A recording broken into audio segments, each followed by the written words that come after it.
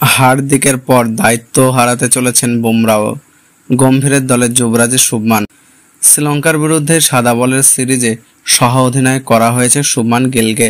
হার্দিক পান্ডিয়াকে সেই দায়িত্ব থেকে সরিয়ে দেওয়া হয়েছে। এবার জসপ্রীত বুমরাকেও সরিয়ে দেওয়া হতে পারে। টেস্ট ক্রিকেটে ভারতের সহ অধিনায়ক বুমরা, তাকে সরিয়ে লাল বলের ক্রিকেটে সহ অধিনায়ক করা হতে পারে শুভমানকে।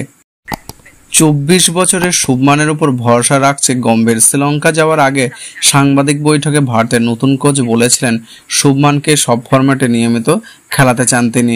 শুভমানকে সহ অধিনায়ক করে তার দায়িত্ব আরও বৃদ্ধি করতে চান গম্ভীর। আগামী দিনে তাকেই ভারতের অধিনায়ক হিসেবে দেখছেন তিনি। ভারতের পরবর্তী টেস্ট সিরিজে বাংলাদেশের বিরুদ্ধে সেখানে শুভমানকে সহ অধিনায়ক হিসেবে দেখা যেতে পারে।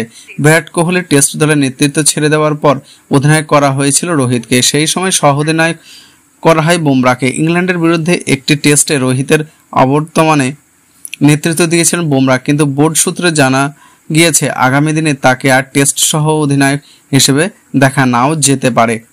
19 সেপ্টেম্বর বাংলাদেশের বিরুদ্ধে প্রথম টেস্ট চেন্নাইয়ে হবে সেই ম্যাচ। দ্বিতীয় ম্যাচ কানপুর 27 সেপ্টেম্বর থেকে শুরু হবে সেই দুই টেস্ট।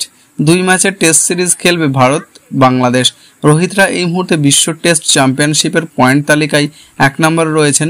বাংলাদেশকে হারিয়ে ভারতের কাছে সুযোগ সেই জায়গায় ধরে রাখার এবং আইসিসি ক্রমতালিকা 1 নম্বরে হয়ে যাওয়া।